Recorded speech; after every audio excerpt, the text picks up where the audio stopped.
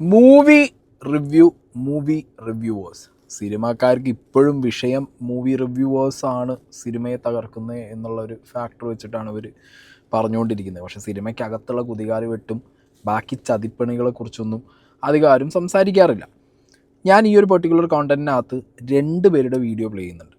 ഒന്ന് PRO Pratheesh Shekhar news 18 കൊടുത്ത ഒരു ഇൻ്റർവ്യൂ ഉണ്ട്. അതിനകത്ത് ഈ സിനിമയ്ക്കകത്ത് പല ഇതേപോലത്തെ ഏജൻസികൾ അവർ PR പണിക്ക് വേണ്ടി കാശ് മേടിച്ച് പ്രൊഡ്യൂസറെ എങ്ങനെ ഊമ്പിച്ചു വിടുന്നു എന്നുള്ളതിനെക്കുറിച്ചിട്ടുള്ള ഒരു എക്സാക്റ്റ് കാര്യവും, പിന്നെ പേളി മാണി, അശ്വന്ത് ഗോക്ക് ഇവരുടെയൊക്കെ പേര് പറഞ്ഞ് കുറേ സ്കാം നടത്തുന്നുണ്ട് ആളുകൾ എന്നുള്ളതിൻ്റെ വെളിപ്പെടുത്തലുമാണ്. ഓക്കെ, അപ്പോൾ അതൊരു സൈഡിൽ. അതല്ലാതെ മറ്റേതിൻ്റെത് ഇപ്പോഴും കഴിഞ്ഞിട്ടില്ലേ, അംഗമട്ടഹാസത്തിൻ്റെ പരിപാടി ഇപ്പോഴും കഴിഞ്ഞിട്ടില്ല. സിനിമ തിയേറ്ററിൽ ഓടിയില്ലെങ്കിലും ഇതിൻ്റെ കോൺട്രവേഴ്സി എന്താണെങ്കിലും സോഷ്യൽ മീഡിയയിൽ ഓടിക്കൊണ്ടിരിക്കുന്നുണ്ട്. ഓൾറെഡി നമ്മൾ കണ്ടതാണ്, അംഗമട്ടഹാസത്തിൻ്റെ ടീം വന്നിരുന്ന് അവരെന്ത് ചെയ്തിട്ടുണ്ട്, പ്രസ് കോൺഫറൻസിനകത്ത് അശ്വന്ത് ഗോക്ക് പൈസ മേടിച്ചിട്ടാണോ നെഗറ്റീവ് അല്ലെങ്കിൽ പൈസ കിട്ടാത്തത് കൊണ്ടാണോ നെഗറ്റീവ് എന്നൊക്കെ ഒരു ക്ലാരിറ്റി ഇല്ലാത്ത രീതിയിൽ അടിച്ചിട്ട് പോയി. ലാസ്റ്റ് എല്ലാവർക്കും കൂടി അടിച്ചു കൊടുത്ത് അശ്വന്ത് ഗോക്ക് ഒരു വീഡിയോ ഇട്ടു. അതോടുകൂടി അശ്വന്ത് കോക്കേട്ട എന്ന് വിളിച്ച് നമ്മുടെ മാധവ് സുരേഷ് വന്ന് നമ്മൾ കണ്ടതാണ്. ഒരു ക്ലാരിറ്റിയും അവർക്ക് കൊടുക്കാനുണ്ടായിരുന്നില്ല, ഒരു രീതിയിലുള്ള പ്രൂഫുകളും അവർക്ക് സബ്മിറ്റ് ചെയ്യാനുണ്ടായിരുന്നില്ല. കേസ് പോലും അവർക്ക് കൊടുക്കാൻ പറ്റാത്ത രീതിയിൽ നാറി ഓടുകയാണ് ഉണ്ടായത് അംഗമട്ടഹാസത്തിൻ്റെ ടീം. ബൈ ദ വേ, അന്ന് ഞാൻ വീഡിയോ ഇട്ടപ്പോൾ പറയാത്തൊരു കാര്യമുണ്ട്. മാധവ് സുരേഷിനും ഈ അംഗമട്ടഹാസം എന്ന് പറഞ്ഞ സിനിമയുടെ പ്രൊഡക്ഷനിൽ ഒരു പങ്കുണ്ട്. ഓക്കെ, അതുകൊണ്ടാണ് ഈ ചങ്ങ ഇത്ര എഫേർട്ട് എടുത്ത് അവിടെ വന്നിരുന്ന് പിന്നെയും മെഴുകിയത് എന്നുള്ളത് ഇപ്പോഴാണ് എനിക്ക് മനസ്സിലായത്. അപ്പോഴൊക്കെ ഞാൻ വിചാരിച്ചൊരു കാര്യമുണ്ട്, ഈ സിനിമയുടെ ഡയറക്ടർ എവിടെ? അങ്ങനെ ആളുണ്ടല്ലോ, ഈ ഡയറക്ടർ എവിടെ പോയി എന്ന് ഞാൻ വിചാരിച്ചിരുന്നു. ഇപ്പോൾ ഇന്നലെ നോക്കുമ്പോണ്ട് സുജിത്ത്, അംഗമട്ടഹാസത്തിൻ്റെ ഡയറക്ടർ സുജിത്ത് അശ്വന്ത് ഗോക്കിനെ പച്ചത്തെറി വിളിച്ച് വീഡിയോ ഇട്ടു എന്ന് സ്വയം തമ്മിലും സാധനങ്ങളൊക്കെ ഇട്ടിട്ടുള്ള ഒരു ചാനലിനകത്തൊരു വീഡിയോ ഞാൻ കണ്ടു. ഓക്കെ, അപ്പോൾ ഈ വീഡിയോ നമുക്ക് പ്ലേ ചെയ്യാം. കൂട്ടത്തിൽ പ്രതീഷ് ശേഖർ എന്തൊക്കെയാണ് പറയുന്നത്, സിനിമയ്ക്കകത്തുള്ള ഈ പറഞ്ഞ അഡ്വർടൈസ്മെൻറ്റ് ഏജൻസീസ്, PR ഏജൻസീസ് എങ്ങനെയാണ് ഒരു പ്രൊഡ്യൂസറെ മുക്കിക്കളയുന്നത് എന്നുള്ളതിൻ്റെയും അശ്വന്ത് ഗോക്കിൻ്റെയും പേളി മാണീൻ്റെയൊക്കെ പേരിൽ എങ്ങനെ ഒരു പൈസ അടിച്ച് മാറ്റുന്നു എന്നുള്ളതിൻ്റെയൊക്കെ ഒരു സംഗതി. ഇതാണ് ഇതിൻ്റെ ഒരു കോണ്ടൻറ്റ്. അപ്പോൾ നമുക്ക് എന്താണെങ്കിലും ആദ്യം നമുക്ക് പ്രതീഷ് പറഞ്ഞ കാര്യങ്ങളിലേക്ക് പോവാം, എന്നിട്ട് നമുക്ക് അംഗമട്ടഹാസത്തിൻ്റെ ഡയറക്ടറിലേക്ക് വരാം. ഇന്ന് മലയാള സിനിമ ഇൻഡസ്ട്രിയിൽ നടന്നു വരുന്ന സംഭവം എന്ന് വെച്ചാൽ, ഇപ്പം ഹരി ഒരു പ്രൊഡ്യൂസർ ആണെന്നുണ്ടെങ്കിൽ താങ്കളെ സമീപിക്കുന്ന വ്യക്തി, മാർക്കറ്റിംഗ് ചെയ്യാൻ വേണ്ടി സമീപിക്കുന്ന വ്യക്തി എന്ന് പറയുന്നത് വന്നു കഴിഞ്ഞിട്ട് ഞാൻ ഇന്ന ബ്ലോക്ക് ബസ്റ്ററുകൾ പടം ചെയ്തു, താങ്കളുടെ പടവും ഹിറ്റാക്കി തരാമെന്ന് പറയുന്നു. അപ്പം ഇതിനെക്കുറിച്ച് അറിവില്ലാത്ത ഒരു നിർമ്മാതാവാണെങ്കിൽ ഇവർ പറയുന്ന വാക്ക് കേട്ട് ഇവരിത് ചെയ്തതല്ലേ, ഇവർ പറയുന്ന ലക്ഷങ്ങൾ കൊടുക്കുകയും ഈ ഒരു സംഭവം മാർക്കറ്റിംഗ് നേരായ രീതിയിൽ നടക്കാത്ത അവസ്ഥയും വരുന്ന ഒരു രീതിയിലേക്കാണ് ഇന്ന് ഇൻഡസ്ട്രി പൊയ്ക്കൊണ്ടിരിക്കുന്നത്. ഒരു സിനിമാ പ്രൊമോഷൻ്റെ ഭാഗമായിട്ട്, മാർക്കറ്റിങ്ങിൻ്റെ ഭാഗമായിട്ട് നമ്മളൊരു ചാനലിൽ ഇൻ്റർവ്യൂ കൊടുക്കുന്നു.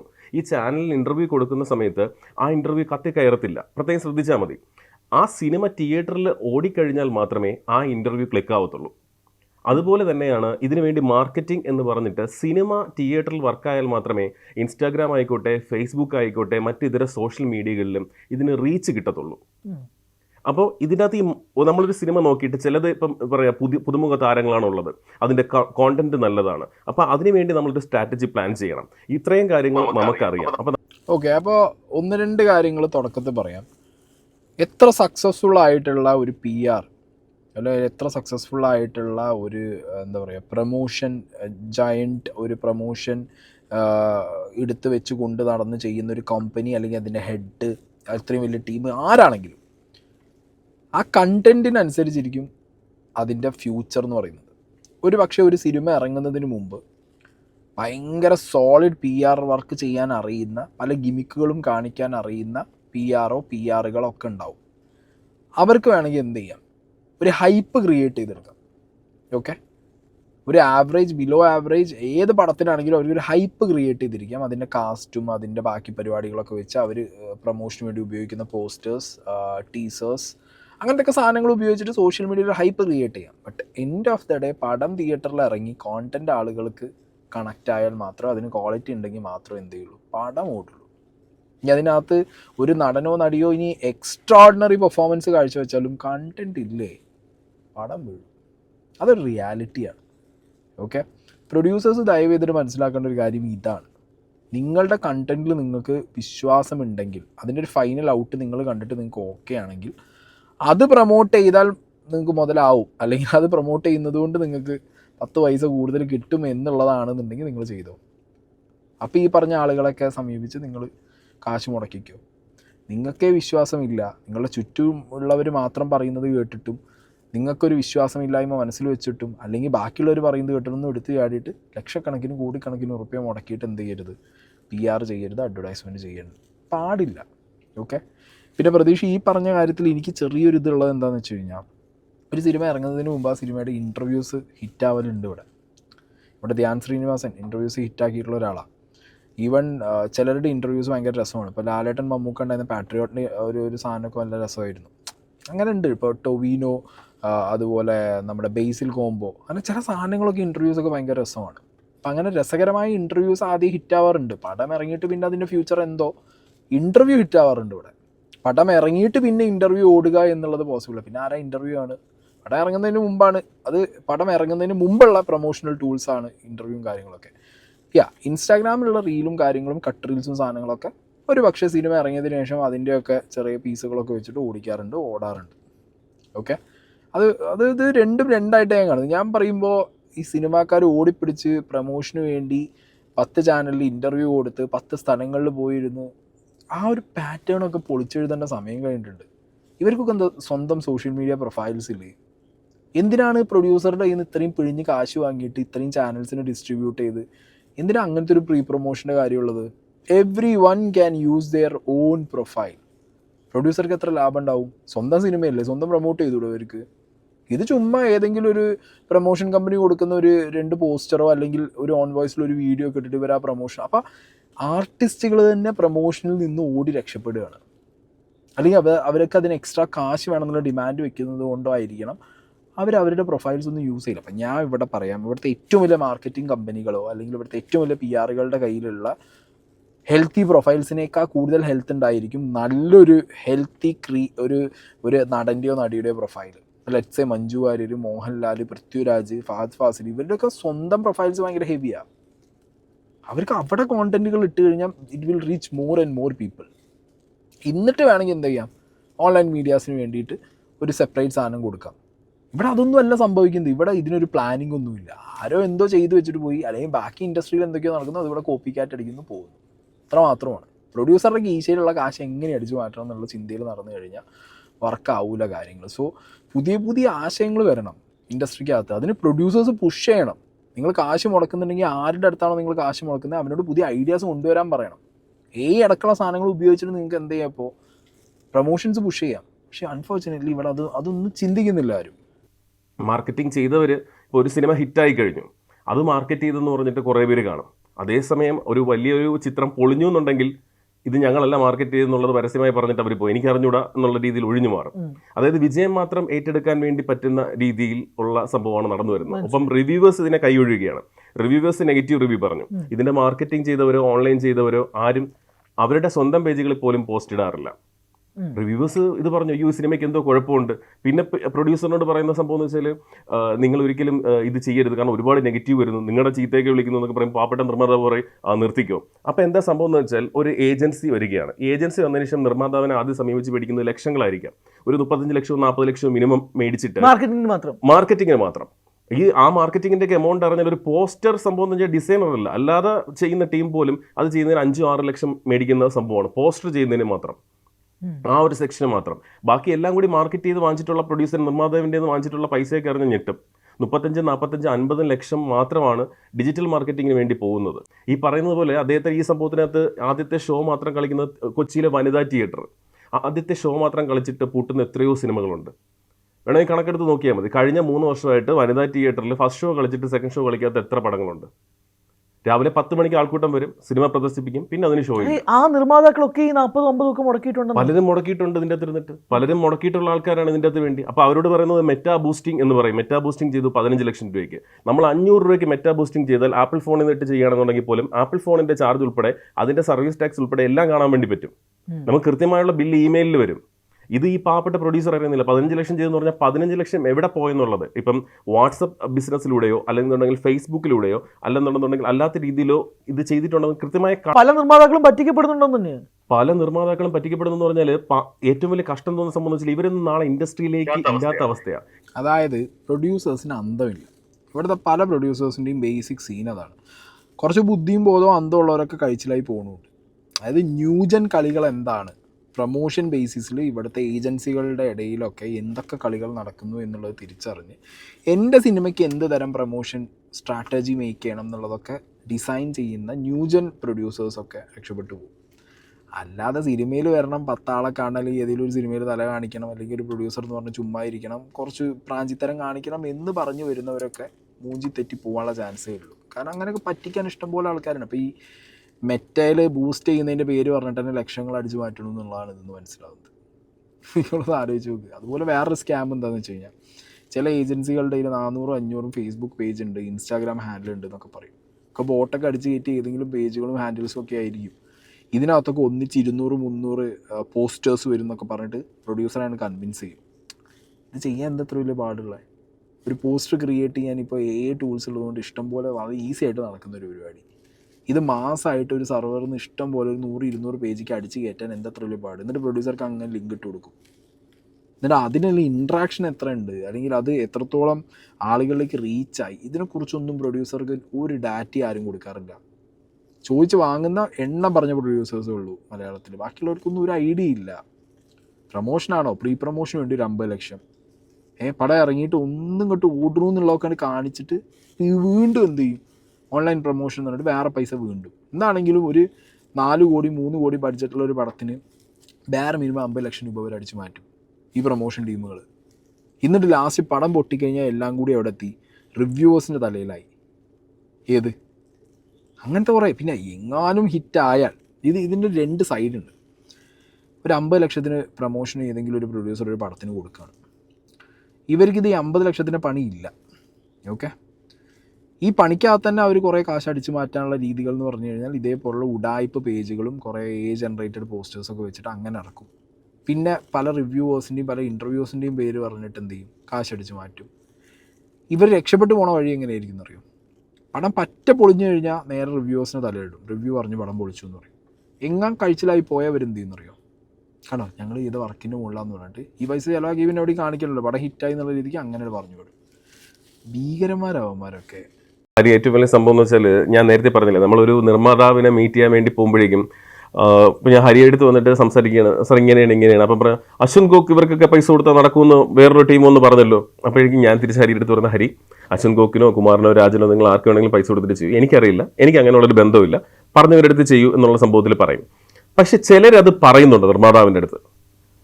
ഇതേ അശ്വന്ത് ഗോക്ക് മാത്രമല്ല, ഇൻക്ലൂഡിങ് പേളി മാണി പൈസ വാങ്ങിക്കുന്നുണ്ടെന്ന് പറയുന്നുണ്ട്. പേളി മാണിക്ക് 1.5 ലക്ഷം ബില്ലിട്ട് കൊടുത്ത ആൾക്കാരുണ്ട് ഇവിടെ, ഈ ഇൻഡസ്ട്രിയിൽ ബില്ലിട്ട് കൊടുത്ത ആൾക്കാരുണ്ട്. പേളി മാണി ഇന്റർവ്യൂ ചെയ്യുന്നതിന് വേണ്ടി 1.5 ലക്ഷം രൂപ മേടിക്കുന്നു എന്ന് പറഞ്ഞിട്ട് ബില്ലിട്ട് കൊടുത്ത ആൾക്കാരുണ്ട്, ബഡ്ജറ്റ് കൊടുത്ത ആൾക്കാരുണ്ട്. എനിക്കറിയാം. സംഭവം എന്ന് വെച്ചാൽ, പേളി മാണിയുടെ ഷോയിൽ പേളി മാണി അവർക്ക് കംഫർട്ടബിൾ ആയിട്ടുള്ള ഗസ്റ്റിനെയാണ് തീരുമാനിക്കുന്നത്. അവരുടെ സ്വന്തം സ്റ്റുഡിയോ ആണ്. അവിടെ വരുന്നവർക്ക് തിരിച്ചിൻ്റെ അകത്ത് അവർ ചെയ്യുന്ന ആ ഒരു യൂട്യൂബിന് വേണ്ടി ചെയ്യുന്ന സാധനത്തിനകത്ത് അവർ വരുന്ന ഗസ്റ്റിന് പോലും ചിലപ്പോൾ ഗിഫ്റ്റ് കൊടുത്താൽ പറഞ്ഞു വിടുന്നത്. ആ ഒരു ആദ്യത്തെ മര്യാദയാണ് പറഞ്ഞത്.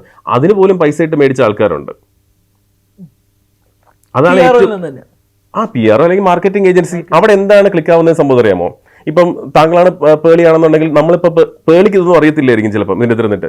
ഞാൻ വിളിക്കുമ്പം ഞാൻ വിളിച്ച് ചോദിക്കുകയാണ്, ഇന്നൊരു തമിഴ് നടൻ വരുന്നു അല്ലെങ്കിൽ ഇന്നൊരാൾ വരുന്നു, അതൊരു സ്റ്റാർഡം ഉള്ള നടനാണ്, മലയാളത്തിൽ സ്റ്റാർഡം ഉള്ള നടനാണെന്നുണ്ടെങ്കിൽ സ്വാഭാവികമായിട്ടും ചെയ്യാം, നമുക്ക് ഇന്ന ഡേറ്റിൽ ചെയ്യാം. ഇതല്ലേ അവിടെ നിന്ന് തിരിച്ച് കിട്ടുന്ന മറുപടി.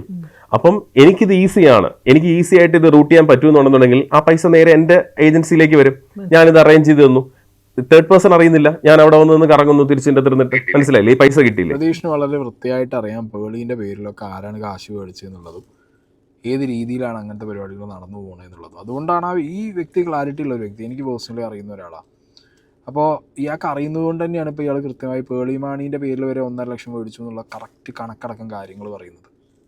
എനിക്ക് ചെയ്തിട്ടുണ്ടാവും ഉമ്മമാർ. കാരണം ഇപ്പോൾ എന്നോട് ഒരിടയ്ക്ക് 1-2 ആൾക്കാർ ഇങ്ങനെ പറഞ്ഞിട്ടുണ്ടായിരുന്നു, സീക്രട്ട് ഏജൻറ്റ്, ഇത് റിവ്യൂവിൻ്റെ കാര്യത്തിലല്ല, വേറൊരു സ്ഥാപനമായിട്ട് റിലേറ്റ് ചെയ്ത്, സീക്രട്ട് ഏജൻറ്റിനെ കൊണ്ട് വീഡിയോ ഇടിക്കണ്ടെങ്കിൽ സീക്രട്ട് ഏജൻറ്റിന് കാശ് കൊടുക്കണം.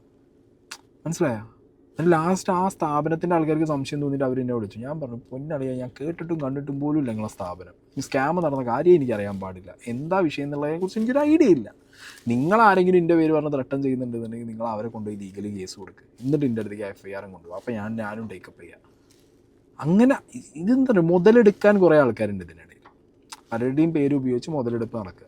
അപ്പോൾ പേളി മാണീൻ്റെ പേരിൽ 1.5 ലക്ഷം രൂപ അങ്ങനെ അടിച്ചു മാറ്റിയവരുണ്ടെന്നുണ്ടെങ്കിൽ ഇത് പ്രതീക്ഷന് കൃത്യമായിട്ട് ആളറിയുന്നുണ്ടെങ്കിൽ നിർബന്ധമായിട്ടും പേളി മാണി ഇത് ടേക്കപ്പ് ചെയ്യണമെന്നേ ഞാൻ പറയുള്ളൂ. മനസ്സിലായോ? കാരണം അങ്ങനെയുള്ള കാര്യങ്ങൾ ഇൻഡസ്ട്രിയിൽ നടക്കുമ്പോൾ നമ്മൾ അറിഞ്ഞോ അറിയാതെ നമ്മുടെ പേരാണ് ചീത്തപ്പേരാവുന്നത്. കാശ് മേടിച്ച് ചെയ്യുന്നു. ഇവന്മാർ ഈ കൊട്ടിപ്പാടി നടക്കുന്നതുകൊണ്ട് അങ്ങനത്തെ ഒരു ചീത്തപ്പേര് തലയിൽ വന്നിരിക്കും. അപ്പോൾ എന്ത് കഷ്ടമെന്നാണ്. ഇതിപ്പോൾ റിവ്യൂവേഴ്സിനെയാണ് സിനിമാക്കാർ ഇങ്ങനത്തെ PR ഉപദ്രവിക്കുന്നത്. ഇവരെ സിനിമാക്കാരൊന്നും പറയാൻ പറ്റില്ല കേട്ടോ. ഇങ്ങനത്തെ PR ടീമുകളെ സിനിമാക്കാരൊന്നും പറയാൻ പറ്റില്ല. സിനിമയെ നശിപ്പിക്കാൻ വേണ്ടി നടക്കുന്നവരെന്നേ പറയാൻ പറ്റുള്ളൂ ഇങ്ങനത്തെ ടീമിന്. ഇനി ഈ PR സ്കാമിൽ പെട്ടുപോകുന്ന വേറെ കുറേ ആൾക്കാരുണ്ട്. ഈ PRകൾക്ക് വേണ്ടി വർക്ക് ചെയ്യുന്ന കുറേ പാവം എഡിറ്റേഴ്സ്, അങ്ങനത്തെ കുറേ വർക്ക് ചെയ്യുന്ന പിള്ളേരുണ്ട്. അവരെയും ഇവർ പറ്റിക്കും.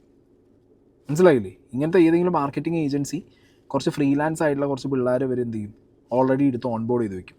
ഇവരെ കൊണ്ട് കുറേ എഡിറ്റ് ചെയ്യിക്കും, കുറേ പോസ്റ്റേഴ്സ് ക്രിയേറ്റ് ചെയ്യിക്കും, എല്ലാം ചെയ്യിക്കും. അപ്പുറത്ത് പ്രൊഡ്യൂസറിൽ നിന്ന് വാങ്ങുന്നത് ലക്ഷങ്ങൾ, 40 ലക്ഷം 50 ലക്ഷം. ഈ പയ്യന്മാർക്ക് കൊടുക്കുന്നത് എത്ര പറയുന്നത്? ഒരു പോസ്റ്ററിന് 200 രൂപ, 150 രൂപ. ഒരു വീഡിയോ ഉണ്ടാക്കുന്നതിന് കൊടുക്കുന്നത് 500 രൂപ, 300 രൂപ, 1000 രൂപയൊക്കെ കൊടുത്താലായി. എന്നിട്ടൊരു പടം ഇറങ്ങി പൊട്ടിയാൽ പിന്നെ അവർക്ക് സുഖമാണ്. ആ പേരും പറഞ്ഞിട്ട് ഈ വർക്ക് ചെയ്ത കുട്ടികൾക്കൊന്നും ലക്ഷക്കണക്കിന് ഉറുപ്പിക കൊടുക്കാണ്ടാവും. കൊടുക്കാനില്ലാതെ വാട്സാപ്പ് ഗ്രൂപ്പും ഡിലീറ്റ് ചെയ്തിട്ട് PR ഏജൻസിൻ്റെ വഴിക്ക് പോകും. ഞാൻ പറയുമ്പോൾ അടുത്ത പ്രൊഡ്യൂസർമാരെ എക്സ്പോസ് ചെയ്യേണ്ടത് PR ഏജൻസികളുടെ ഇങ്ങനത്തെ തന്തയില്ലാത്ത പരിപാടിയാണ്. മനസ്സിലായോ? അല്ലാതെ റിവ്യൂ പറയുന്ന റിവ്യൂവേഴ്സിൻ്റെ തലയ്ക്കല്ല നിങ്ങൾ വരേണ്ടത്. നിങ്ങളോട് ഇത്രത്തോളം ക്രൂരത കാണിക്കുന്ന ഈ ചെറ്റകൾ നിങ്ങൾ എക്സ്പോസ് ചെയ്ത് വിടുക. അതാണ് നിങ്ങൾ ചെയ്യേണ്ടത്. അതുപോലെ തന്നെ അശ്വൻ ഗോക്കിന്റെ അവസ്ഥ, ഒരു നല്ല സിനിമ എടുത്തു വെച്ച് കഴിഞ്ഞതിന് ശേഷം ഈ സിനിമ ഏജൻസിക്ക് കാണിച്ചു കൊടുക്കുകയാണ്. ഏജൻസിക്ക് കാണിച്ചു കൊടുക്കുമ്പോൾ അവൻ തന്നെ കാണുക ഇത് കൊള്ളാം. അശ്വൻ ഗോക്ക് ഒരു മനുഷ്യനല്ലേ, റോബോട്ടൊന്നും അല്ലല്ലോ. ഒരു സിനിമയെ കൊല്ലാൻ വേണ്ടിയിരിക്കുന്ന ഒരുത്തരൊന്നും അല്ലല്ലോ. അപ്പം ഈ കണ്ട ഏജൻസിക്കാരൻ എന്ത് ചെയ്യും? പ്രൊഡ്യൂസറിൻ്റെ അടുത്ത് പറയും, സാറേ നമുക്ക് ഏറ്റവും വലിയ പ്രശ്നം എന്ന് വെച്ചാൽ അശ്വന്തിന് ചിലപ്പോൾ ഇത് വർക്ക് ആവാനൊന്നും ചാൻസ് ഇല്ല, അല്ല മറ്റവന് വർക്ക് ചെയ്യാൻ, കുമാറിന് വർക്ക് ആവാൻ ചാൻസ് ഇല്ല, നമുക്ക് എന്തെങ്കിലും ചെറിയ രീതിയിൽ പൈസ കൊടുത്ത് വേണമെങ്കിൽ സെറ്റിൽ ചെയ്യാം, ഞാനൊന്ന് സംസാരിക്കാമെന്ന് പറയുമ്പോഴേക്കും ഇവൻ ഇത് കണ്ട ഓവർ കോൺഫിഡൻസ് ഉണ്ട്. ഇതൊരു ആവറേജ് ആണെങ്കിൽ അയാൾ ഒരിക്കലും ചെന്നിട്ട് ഈ പടത്തിന് അടിച്ച് നശിപ്പിക്കത്തില്ല. അപ്പോൾ ഇത് പറഞ്ഞിട്ട് ഇവൻ ചെയ്തെന്നുള്ള സംഭവത്തിലേക്ക് വരും. ഇത് അവിടെ ഇരിക്കുന്ന അശ്വൻ ഗോക്ക് അറിയുന്നുണ്ടോ? ഈ ഇടനിലക്കാരന്റെ പേരാണ് വ്യക്തമാക്കേണ്ടത്, ഈ ഏജൻസിയുടെ പേരാണ് വ്യക്തമാക്കേണ്ടത്. ഒരാളാണോ രണ്ടാളാണോ ഇവർ ഇങ്ങനെ പറഞ്ഞിട്ടുള്ളവർ തുറന്നു വന്ന് പറയണം. അതാണ് ആവശ്യം. നേരത്തെ അംഗം അട്ടഹാസത്തിന്റെ ആൾക്കാർ പറഞ്ഞപ്പോഴും ഞാൻ ചോദിക്കുന്നത്, ആരാണ് ആ തേർഡ് പേഴ്സൺ? ഒരു ഓഡിയോ ക്ലിപ്പ് വിട്ടിട്ട് കാര്യമില്ലല്ലോ. ആരുടെ ഓഡിയോ ക്ലിപ്പ്? എന്തുകൊണ്ട് അതിന്റെ നമ്പർ ഇല്ലേ? തുറന്നു പറയുന്നത് തല പോകുന്ന കേസാണെങ്കിൽ പിന്നെ എന്തിനു തുറന്നു പറയാൻ വേണ്ടി പോകുന്നു തിരിച്ചെന്നെ തിരുന്നിട്ട്? എൻ്റെ അടുത്ത് പല പ്രൊഡ്യൂസേഴ്സും പറഞ്ഞിട്ടുണ്ട്, ഇന്നവർ ചെയ്യുകയാണെന്നുണ്ടെങ്കിൽ ഇന്നെ ചെയ്തു തരാമെന്ന് പറഞ്ഞു. ഞാൻ പറഞ്ഞു എനിക്ക് ചെയ്യാൻ വേണ്ടി അറിയത്തില്ല. ഇതൊരു പ്രതീക്ഷ പറഞ്ഞ ഓരോ കാര്യങ്ങളും കറക്റ്റാണ്. കാരണം പല ആളുകളും ഇൻഡസ്ട്രിക്കകത്ത് അവരെ സ്കാം ചെയ്യുന്ന ആളുകളെ കുറിച്ച് പറയാൻ പേടിക്കുകയാണ്. നേരെ മറിച്ച് റിവ്യൂവേഴ്സിനെ പറയാൻ അവർക്കൊരു വിഷയമുള്ള കാര്യമല്ല. അതെന്താ അങ്ങനെയെന്ന് ഞാൻ ചിന്തിച്ചിട്ടുണ്ട്. പല ഡയറക്ടേഴ്സും ആക്ടേഴ്സും ആണ് ഈ പരിപാടി കാണിക്കുക.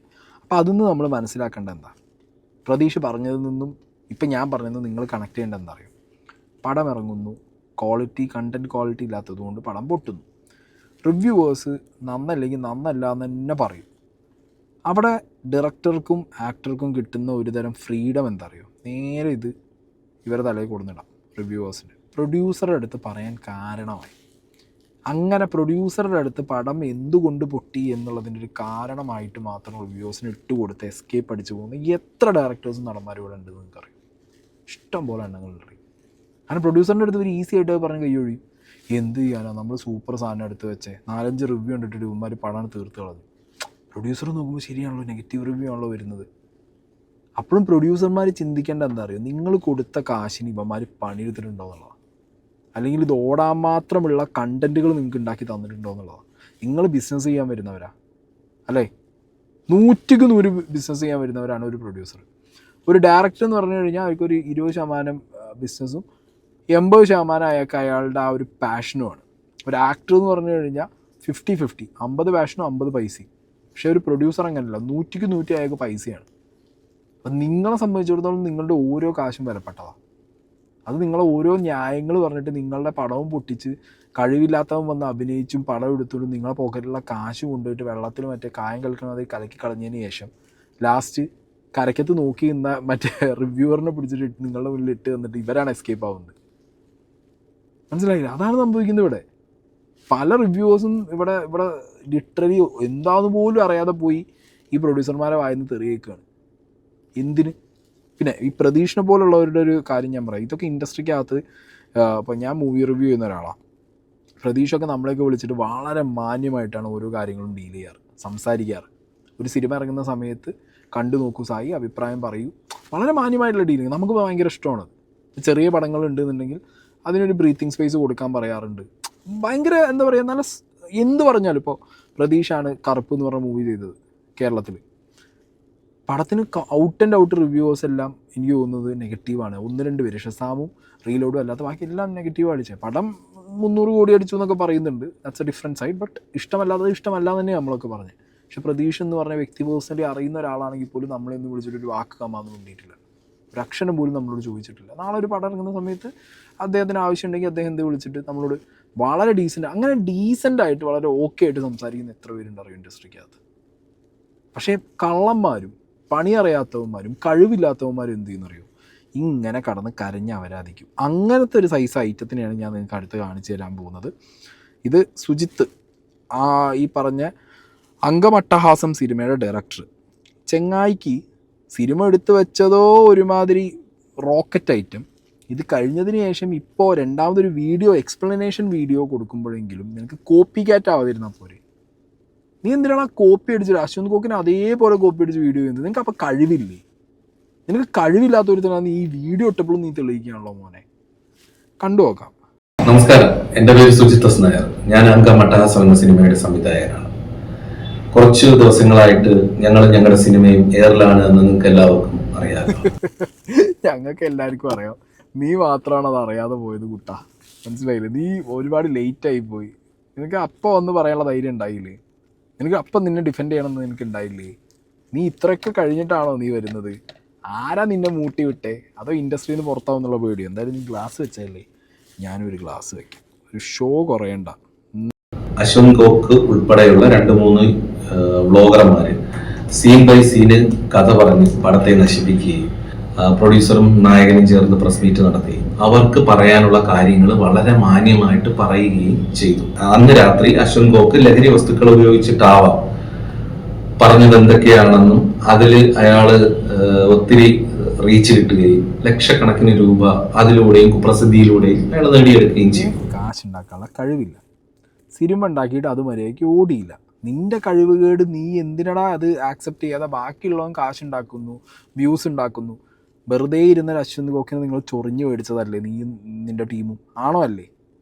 എവിടെയും ഒരു പ്രൂഫില്ല, ആരാ വിളിച്ചേ, എവിടുന്നാ വിളിച്ചേ, ഇതിനെക്കുറിച്ചൊന്നും ഒരു ഐഡിയ ഇല്ല. അശ്വന്ത് കോക്കിൻ്റെ പേരിൽ 1 ലക്ഷം ചോദിച്ചു എന്ന് പറഞ്ഞിട്ട് ഒരു സാധനമായിട്ട്, ഒരു വോയിസ് ക്ലിപ്പുമായിട്ട് വന്നു. ഒരു പോലീസ് കേസ് കൊടുത്തില്ല, ഒരു FIR ആയിട്ടില്ല. ഏതെങ്കിലും ഒരു സംഘടനയിൽ ഇതിൻ്റെ പ്രൂഫ് കൊണ്ടുപോയി കൊടുത്തതായിട്ട് എൻ്റെ അറിവിലില്ല, ഒന്നുമില്ല. എന്നിട്ട് വന്നിരുന്ന് ഇപ്പം മെഴുക രണ്ടാമത്. നിനക്ക് നാണമുണ്ടോ?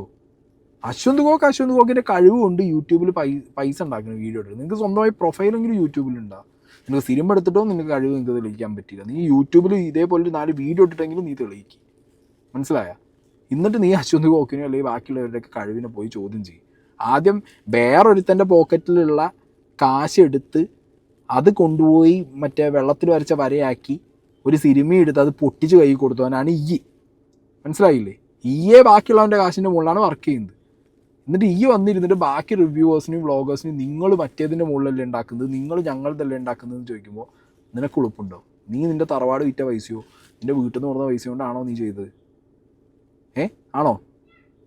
ഈ പറഞ്ഞ പ്രൊഡ്യൂസർ എന്ന് പറഞ്ഞ ആ മഹാൻ, ആ വ്യക്തി, അയാൾ ബിസിനസ്സിന് വേണ്ടി വന്നു, അയാളെ പിഴിഞ്ഞു. എന്നിട്ട് വന്നിരുന്നിട്ട് ഒരു ഉളുപ്പില്ല. ഇടയിൽ ആക്സെപ്റ്റ് ചെയ്യാൻ പഠിക്കണം ഫസ്റ്റ്. മനസ്സിലായ? ഒരു ഡയറക്ടറാണെന്നുണ്ടെങ്കിൽ ഒരു മിസ്റ്റേക്ക് സംഭവിച്ചു, അല്ലെങ്കിൽ എന്തെങ്കിലും വിഷയം പറ്റി, എടുത്തു വെച്ച ഒരു കോണ്ടൻറ്റ് ശരിയായില്ല, ഒരു മോസ്റ്റ് മെജോറിറ്റിക്ക്, റിവ്യൂവേഴ്സിന് നീ മാറ്റ്, ഓഡിയൻസിൽ ഒരു മോസ്റ്റ് മെജോറിറ്റിക്ക് ഇത് പറ്റിയില്ല എന്ന് പറയുമ്പോൾ അത് റെക്ടിഫൈ ചെയ്ത് അടുത്ത പടത്തിൽ സ്ട്രോങ് ആയി തിരിച്ചു വരിക എന്നുള്ളതാണ് ഒരിത്.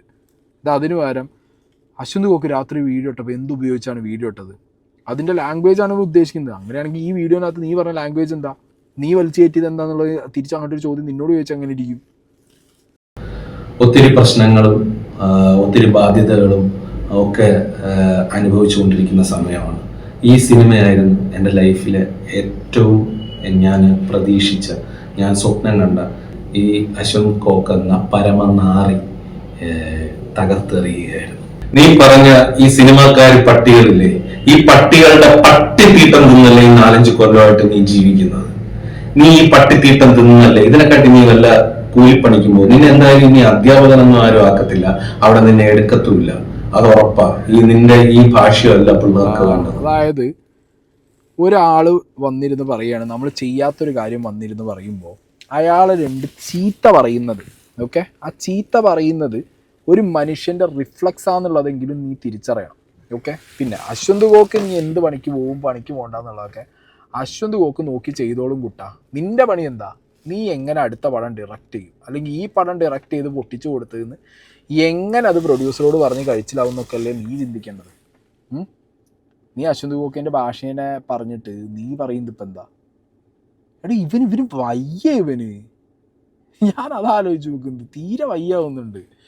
ഇപ്പോഴാണ് ഇറങ്ങി വരുന്നത്, എവിടെയോ പോയി ഒളിച്ച മനുഷ്യൻ ഇപ്പോൾ വന്നു. ഓക്കെ, നിൻ്റെ എഫേർട്ടായിരിക്കാം, ആ സിനിമയ്ക്കകത്ത് ഡയറക്ടറിൻ്റേതായിട്ടുള്ളൊരു എഫേർട്ട് ഉണ്ട്, ഇല്ല എന്ന് ഞാൻ ഒട്ടും പറയുന്നില്ല. പക്ഷേ ആ എഫേർട്ടിൽ എവിടേക്കോ കുറച്ച് ലാഗ് സംഭവിച്ചിട്ടുണ്ട്, എന്തൊക്കെയോ ലാക്ക് ചെയ്യുന്നുണ്ട്, മനസ്സിലായോ? ആ എഫേർട്ടിൽ എവിടേക്കോ പാളിച്ചകൾ പറ്റിയിട്ടുണ്ട്, അതെല്ലാവരും പറയുന്നുണ്ട്.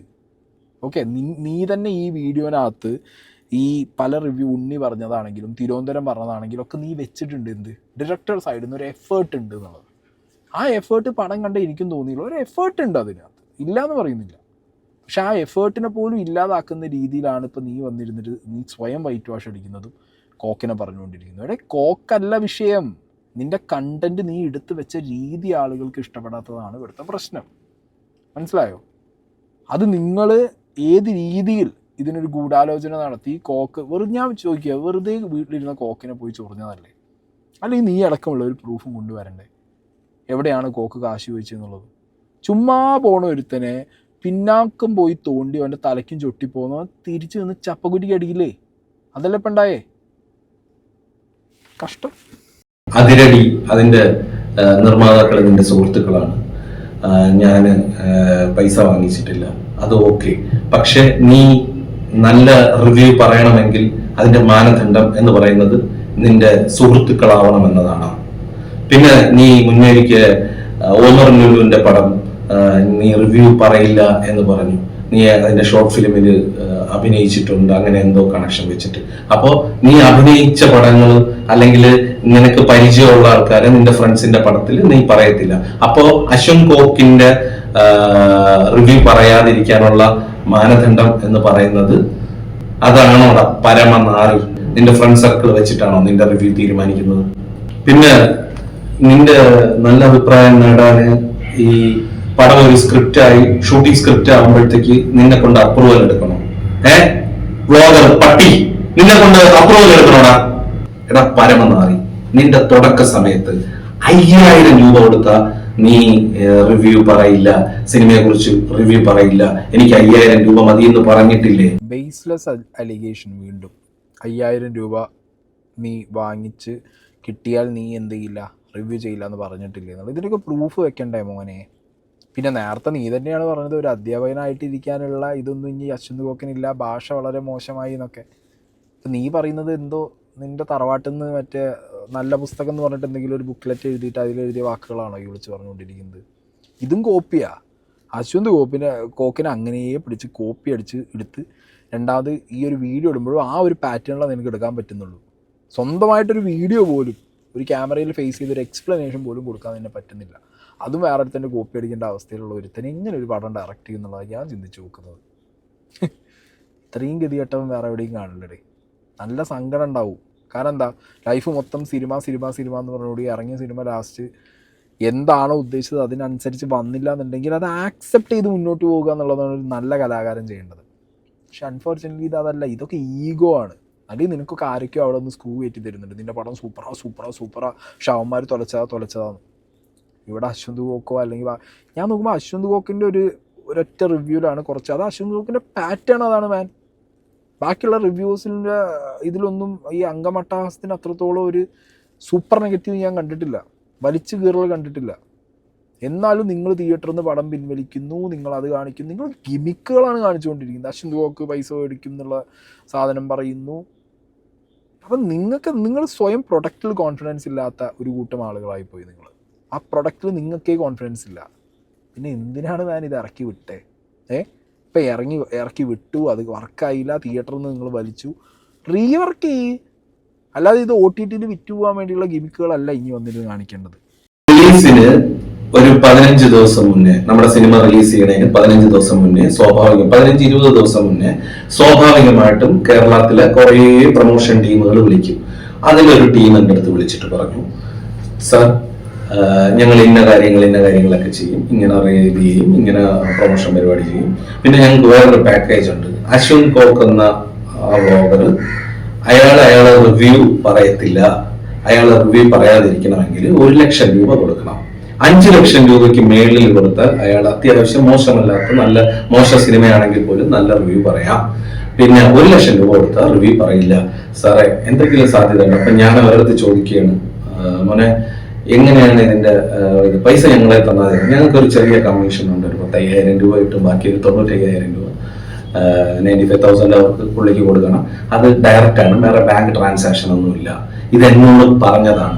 ഇതേ നീ വർഷങ്ങൾക്ക് മുന്നേ 5,000 രൂപയ്ക്ക് നല്ല റിവ്യൂ കൊടുക്കണമെങ്കിൽ 5,000 റിവ്യൂ പറയാതെ ഇരിക്കണമെങ്കിൽ ഇതേപോലെ തന്നെ 5-6 വർഷങ്ങൾക്ക് മുമ്പ് നീ റിവ്യൂ പറയാതെ ഇരിക്കണമെങ്കിൽ 5,000 രൂപ തന്നാൽ മതി, ഞാൻ റിവ്യൂ പറയാതെ ഇരിക്കാം. മോശ സിനിമയാണെങ്കിൽ ഞാൻ നിങ്ങളെ ഉപദ്രവിക്കില്ല, എനിക്ക് 5,000 രൂപ മതി എന്ന് പറഞ്ഞു.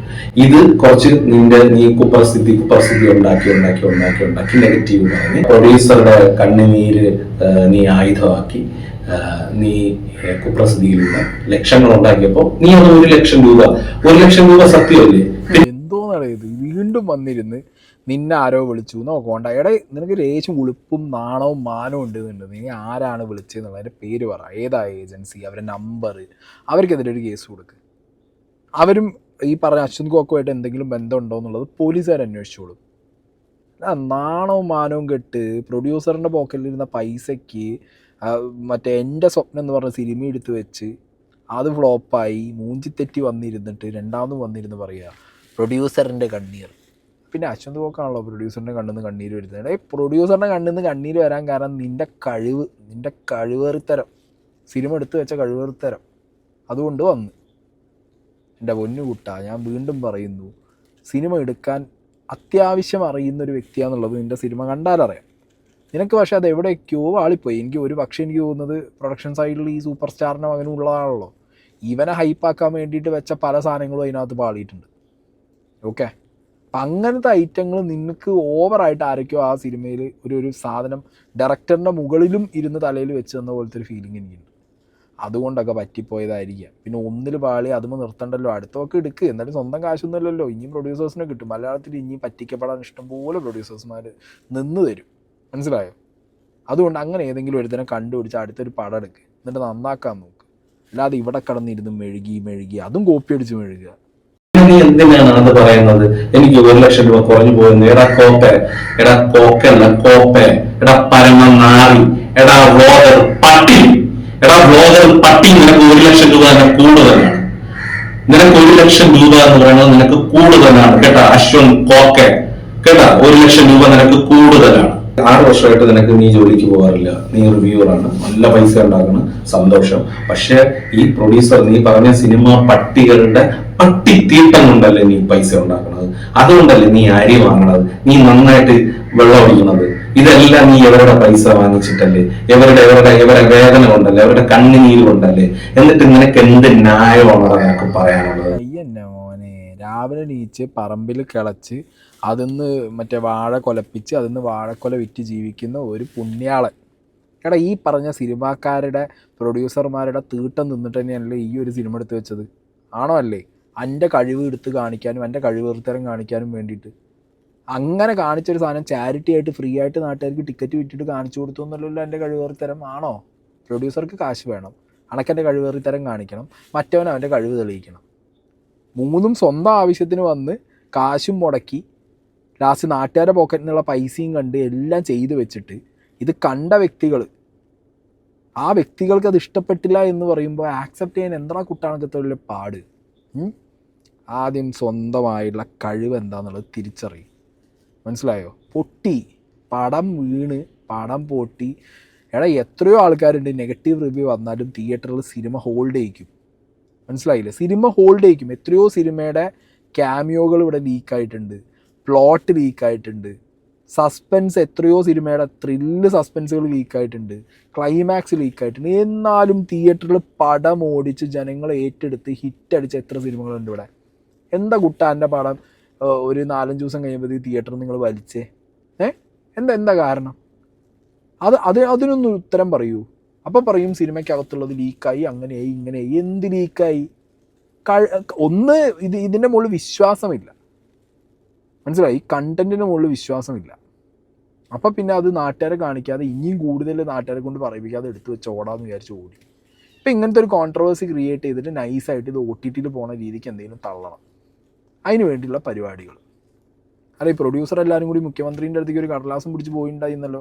അങ്ങനെയാണല്ലോ പത്രസമ്മേളനത്തിൽ പറഞ്ഞേ, ഞങ്ങളെ CM ഉണ്ട് എന്നൊക്കെ പറഞ്ഞിട്ട്. അത് ചെന്ന് കൊടുത്താൽ മതി, എടുത്ത് ഓട്ടിക്കറിയും. മനസ്സിലായോ? അഭിപ്രായ സ്വാതന്ത്ര്യത്തിൻ്റെ മുകളിൽ എല്ലാവരും കൂടി ഇരുന്ന് അഭിപ്രായം പറയും സിനിമ കണ്ടിട്ട്. അപ്പോൾ വന്നിരുന്ന് മറ്റേ ചോദ്യം, സിനിമ ഉണ്ടാക്കാൻ പറ്റുമോ? ഉണ്ടാക്കിയ സിനിമ ഈ മര്യാദയ്ക്ക് ആദ്യം ഉണ്ടാക്കുക. കഴിവുള്ള ഇഷ്ടം പോലെ ആൾക്കാർ വന്ന് സിനിമ ഉണ്ടാക്കി പോകുന്നുണ്ടല്ലോ. എന്താ എന്നെ മാത്രം പറയാൻ കാരണം, എൻ്റെ സിനിമേനെ മാത്രം പറയാൻ കാരണം?